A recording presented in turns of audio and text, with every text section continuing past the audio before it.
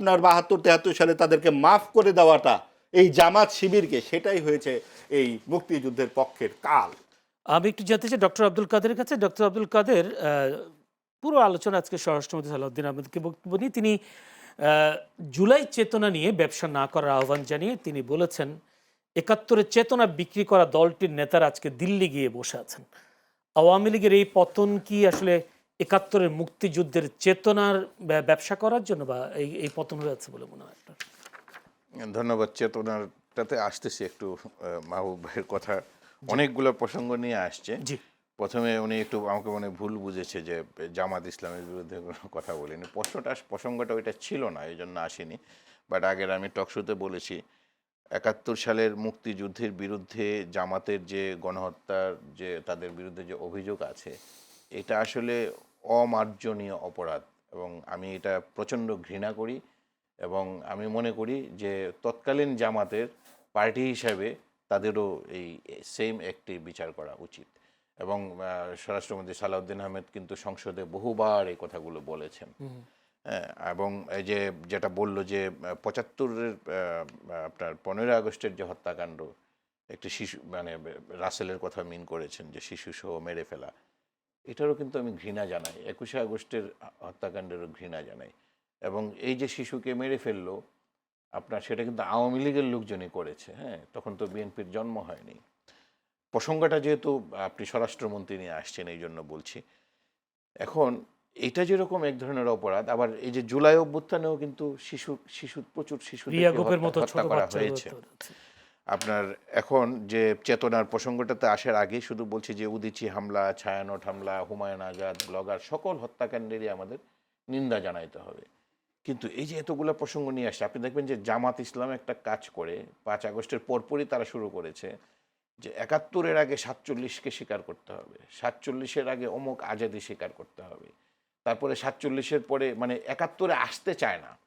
এটা কারণটা কি জানেন? ধরেন আপনার চায়ে প্রচণ্ড চিনি হয়ে গেছে, খুব মিষ্টি, তাহলে আপনি এটা কী করবেন? ওখানে আরও লিকার দিবেন যে মিষ্টিটা কমানোর জন্য। মানে অনেকগুলা প্রসঙ্গ আসলে ১৯৭১ সালে তারা যা করেছে সেটা মানুষ একটু ভুলে যাবে। একইভাবে এখন আওয়ামী লীগের পক্ষে যারা কথা বলতে চায় তাদের কিন্তু অনেকগুলা প্রসঙ্গ আসলে আপনি দেখবেন খুব কৌশলে জুলাইয়ে যে গণহত্যাটা হয়েছে সেটাকে এড়িয়ে যাওয়া যায়। আপনি অনেকগুলা প্রসঙ্গ নিয়ে আসলেন লেজিটিমেট করার জন্য। আমি শুধু ওনার কথা বলছি না, মানে অনেকেই মানে এই জিনিসটা করছে আর কি, যারা একটু সফট মাইন্ডেড, ধরেন ভিন্ন প্রফেশনের, যাদের কথা একেবারে সরাসরি। এখন তো মত প্রকাশের স্বাধীনতা আছে, সবাই যার যার মতো করে বলছে, কিন্তু জুলাইকে হাইলাইট করতে চায় না। আর যে চেতনার ব্যবসার কথা বলেছে, ইন্টারিম গভর্নমেন্ট সম্পর্কে যতগুলো অভিযোগ মাহবুব ভাই বলেছে, সবগুলোর সাথে আমি একমত। এতগুলো শিশু হত্যা হয়েছে হামের, সেটা টিকা না দেওয়ার কারণে, নির্দিষ্ট ক্রয় প্রক্রিয়া অনুসরণ না করার কারণে, এবং আমি বলবো এক ধরনের আপনার অর্থনৈতিক অনিয়ম ওখানে তাদের করার অভিপ্রায় ছিল বলেই এই ঘটনাটা ঘটেছে, এবং এটার জন্য ইন্টারিম সরকারকে জবাবদিহিতার আওতায় আনা উচিত। এখন এবার দেখুন চেতনা, ৭১ সালের মুক্তিযুদ্ধটাকে আপনি দেখেন, এই স্বাধীনতা যুদ্ধ যেমন সাউথ আফ্রিকার নেলসন ম্যান্ডেলা, ওনারা কিন্তু নেতৃত্ব দিয়েছে, জেল খেটেছেন, তারপরে নেশন গড়ার জন্য ওনারা দায়িত্ব নিয়েছেন। ওনাদেরকে কিন্তু ওই জাতি সবাই মিলে তাকে কিন্তু সবার মনে করে। হ্যাঁ, ওখানে কিন্তু ডিভিশন নাই। কিন্তু আওয়ামী লীগ যেটা করেছে, আপনার শেখ মুজিবুর রহমানের যে আপনার নেতৃত্ব এই ৭১ সালে, এটাকে তারা তাদের নিজস্ব সম্পত্তি বানাতে চেয়েছে এবং এমনভাবে চেতনাটা বিক্রি করেছে। আপনি দেখেন, যদি অসমাপ্ত আত্মজীবনী আপনি পড়েন, আমি ঠিক সংখ্যাটা বলতে পারবো না, মাওলানা ভাসানী মনে ওনাকে ১ টাকা না ২ টাকা দিয়ে কোথাও পাঠিয়েছিল, উনি এসে ওখান থেকে আবার ৫০ পয়সা ফেরত দিয়েছে। আওয়ামী লীগের মন্ত্রীদের দেখেন, তাদের ঘড়ির দাম কত ছিল, তাদের স্যুটের দাম কত ছিল, তাদের গেটআপের দাম কত ছিল, তাদের কত বিলাসবহুল জীবনযাপন ছিল। তারা কিন্তু ওই আদর্শকে তারা ধারণ করেনি, না করে তারা টেন্ডারবাজি করেছে। ৯,৩৬,০০০ কোটি টাকার বাজেট বাংলাদেশে ঘোষণা হয়েছে, তার চেয়ে ৩ গুণ টাকা পাচার করেছে আওয়ামী লীগ এই গত ১৬-১৭ বছরে। এই যে লুটপাট, এগুলো সবই করেছে চেতনার নামে। আপনি ওখানে একটা বিশ্ববিদ্যালয়ের একজন উপাচার্য নিয়োগ দিলেন, উনি গিয়ে প্রথম যে কাজটি করলেন, ওখানে আপনার একটা মুরাল বানালেন।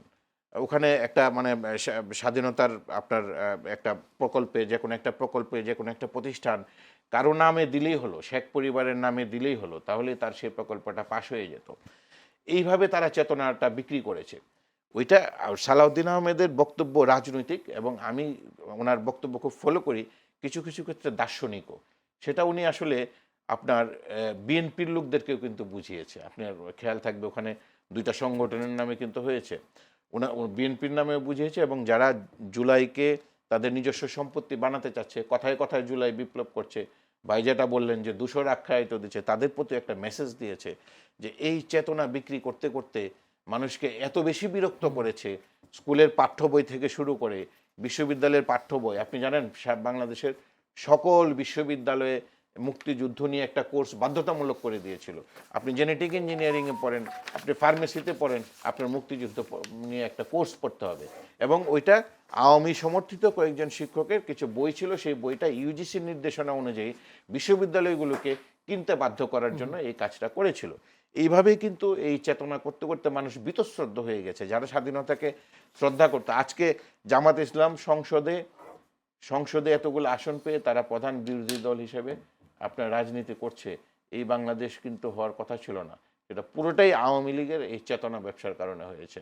সালাউদ্দিন আহমেদ শুধুমাত্র এই সতর্ক বার্তাটা দিতে চেয়েছে যে জুলাই জুলাই আমরা করছি, এটাকে একজন দুইজন তারা নিজেদের কুক্ষিগত করার চেষ্টা করছে, এবং এটা কিন্তু একই পরিণতির দিকে নিয়ে যেতে পারে, সেই সতর্ক বার্তাটা দিয়েছে বলে যেতে চাই মাহবুবের কাছে। মাহবুব, আপনি বলেছিলেন এই বিচার, বিশেষ করে জুলাই হত্যাকাণ্ডের বিচারটা কেন আন্তর্জাতিক অপরাধ ট্রাইব্যুনালে নেওয়া হয়েছে সে প্রশ্নটা করেছেন, কিন্তু আজকে চিফ প্রসিকিউটর আমিনুল ইসলাম তিনি বলেছেন মানবতা অপরাধের দায়ে রাজনৈতিক দল হিসেবে আওয়ামী লীগের বিরুদ্ধে তদন্ত চলছে, অভিযোগ প্রমাণিত হলে আদালতে আইনি প্রক্রিয়া দলটিকে নিষিদ্ধ করা হতে পারে। তিনি বলেছেন, তিনি বলেন 2013 সালে শাপলা চত্বর হত্যাকাণ্ড সহ একাধিক সুনির্দিষ্ট মামলায় আওয়ামী লীগ সভানেত্রী শেখ হাসিনাকে বিচারের মুখোমুখিও করা হবে।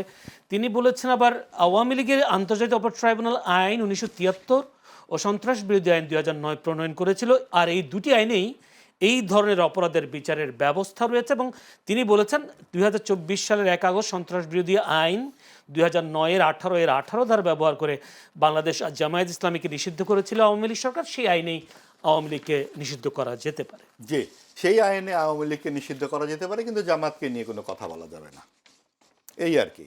তাতে বোঝা যাচ্ছে যে বেগম খালেদা জিয়ার ব্যাপারে তৎকালীন সরকার যে এরকম মনোভাব দেখাতো, বর্তমানে শেখ হাসিনার সম্পর্কে বর্তমান সরকার হয়তো সেই রকমই মনোভাব দেখাচ্ছে।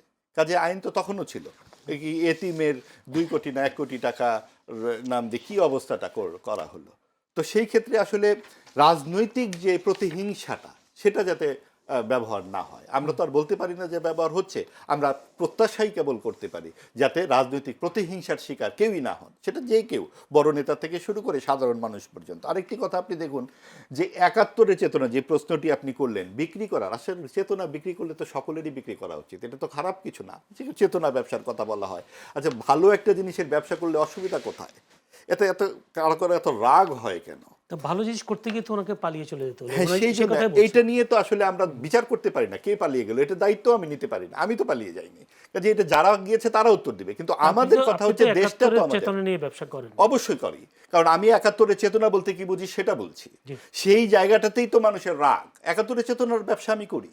71-এর চেতনা মানে মুক্তিযুদ্ধ জাত যে সংবিধান, তার 4টি স্তম্ভ, ধর্মনিরপেক্ষতা, সমাজতন্ত্র, গণতন্ত্র, জাতীয়তাবাদ, সেইটা যারা বিশ্বাস করে না তারাই তাদের রাগটা ওইখানে, যে আমরা কেন ধর্মনিরপেক্ষ হব? আমরা তো এখানে 92%।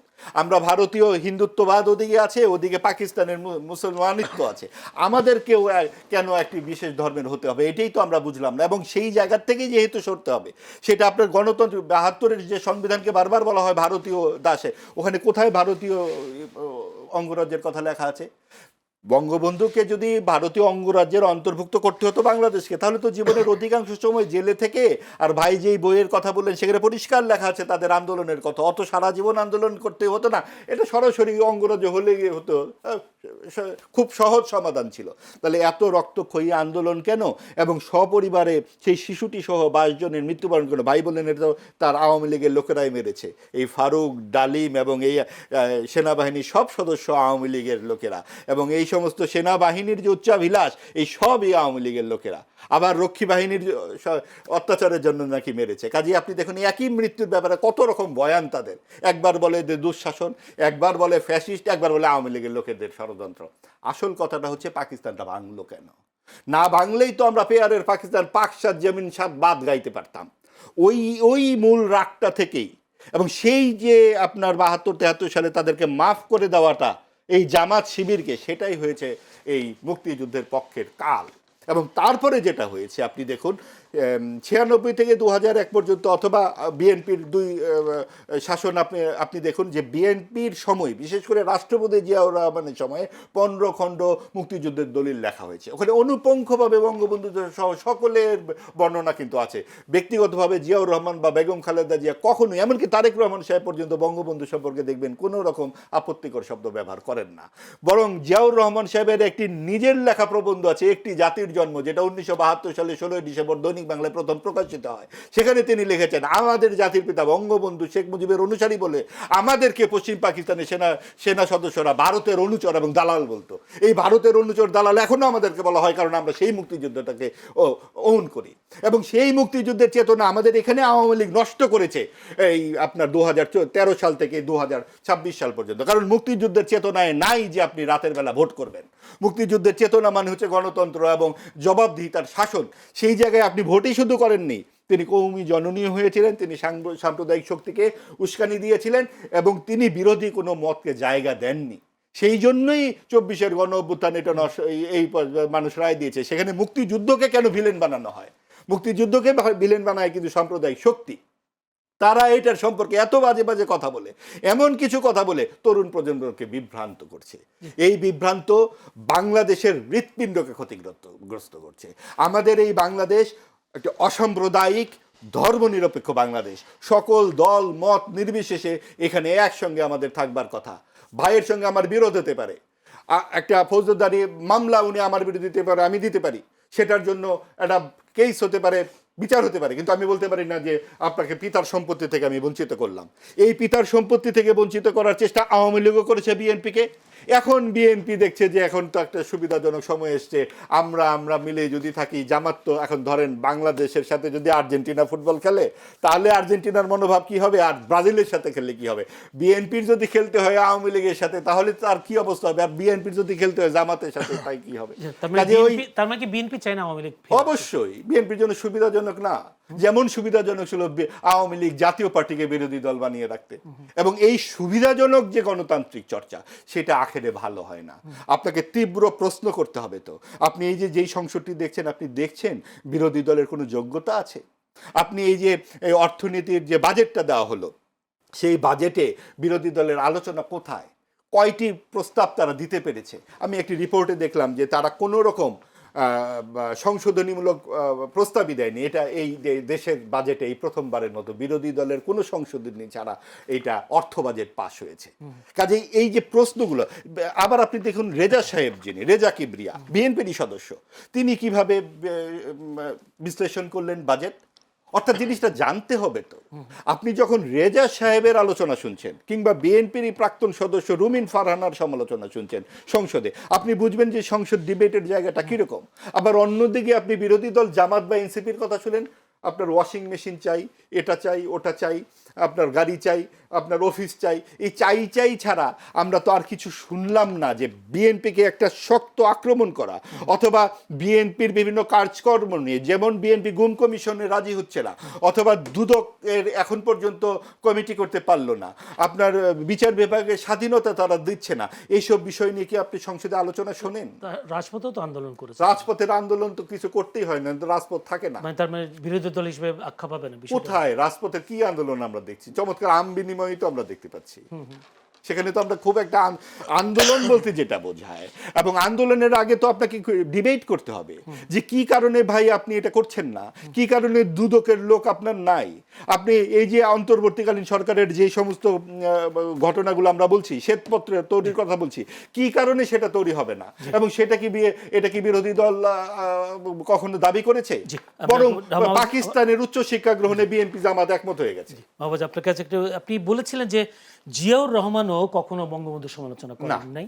মানে বেগম বাজে খালেদা- কথা বলে, সমালোচনা এক কথা, বা- আর ভাই বাজে কথা বলে। আজে বাজে কথা, ভারতের অনুচর, বেগম খালেদা জিয়া কখনোই বলেন না, নাই। কখনোই না। প্রধানমন্ত্রী তারেক রহমান বলে, কিন্তু শেখ হাসিনা তো আমাকে দেখেছে জিয়াউর রহমানকে পাকিস্তানের চর বলতে। হ্যাঁ, শেখ হাসিনা খারাপ কথা বলেছেন, সেটার প্রাপ্য তিনি পেয়ে গেছেন 24-এর গণঅভ্যুত্থানে। আমি কিন্তু কোনোভাবেই বলছি না শেখ হাসিনা খুব ভালো কাজ করেছেন, আচ্ছা। ভালো কাজ করেন নাই বলেই তো 24-এর গণঅভ্যুত্থান হয়েছে।